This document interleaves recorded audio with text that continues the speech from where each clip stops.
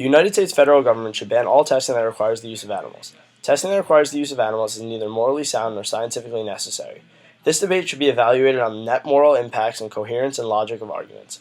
Please note that this debate should focus on the moral implications of animal testing, as defined by biologyonline.org as, quote, the use of animals in experiments and development projects, usually to determine toxicity, dosing, and efficacy of test drugs before proceeding to human clinical trials, close quotes, as well as the moral implications of testing cosmetic products on animals.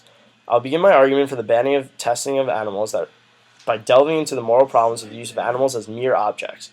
According to the Ethics of Medical Testing, an article published by PETA and supported by numerous sources, quote, each year more than 100 million animals are killed in U.S. laboratories for chemical, drug, food, and cosmetics testing, biology lessons, medical training, and curiosity-driven experimentation, close quotes. It is certainly not moral to smear cosmetics on an animal in order to have fewer wrinkles or satisfy some scientific curiosity. These animals are sometimes treated with exceptional cruelty. The same source elaborates on the details of the forced toxic inhalations, immobilization, skin being burned off, and other horrors the animals face. You may be asking yourself, aren't humans superior to animals, and wouldn't the superiority justify treating them in whatever regard we choose? This disgusting sentiment is unfortunately all too common flaw in the thought process of modern society and is known as speciesism. Peter Singer is a well-respected Australian philosopher known worldwide for his ideas and publications on this matter. Singer argues from a preference utilitarian perspective, that is, preference dictates the actions of those involved. It is not hard to see where I'm going with this in terms of animal treatment and testing. Singer's argument in his book Animal Liberation, simply broken down, is this: all things that have the capacity to suffer must be treated equally. Despite the obvious differences between the human species and various animal species, both can feel pain and both can feel pleasure, pleasure being not suffering.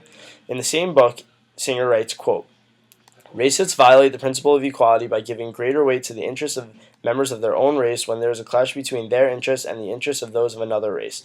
Sexists violate the principle of equality by favoring the interests of their own sex. Similarly, speciesists allow the interests of their own species to override the greater interests of members of other species. The pattern is identical in each case. Close quotes. Morally, one could not justify racism or sexism, so why justify speciesism? In the use of animals for testing, the United States federal government is currently and implicitly perpetuating an acceptance of speciesism and thus violating a moral tenet that Homo sapiens as a whole should follow. The scientific necessity of these animal tests is questionable at best.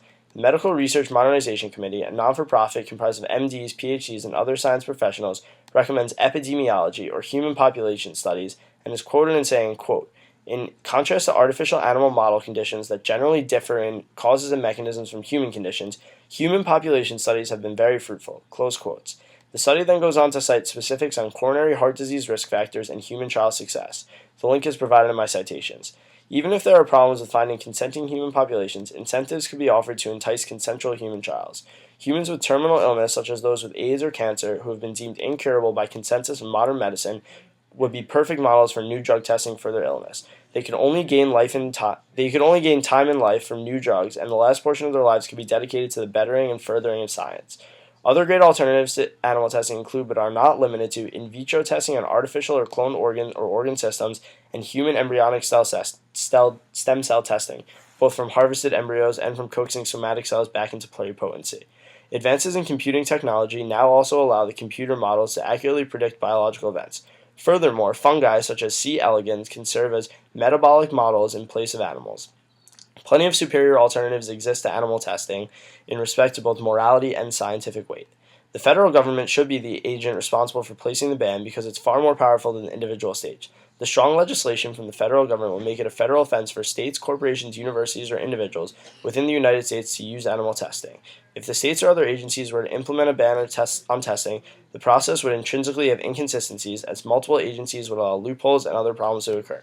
Furthermore, the allowance of smaller agencies to enforce a ban would yield contention that would ultimately result in a federal Supreme Court decision, which essentially would be a federal ruling, but it would be a much slower process en route to the federal ban. The federal government of the United States of America should ban all testing that requires the use of animals for the aforementioned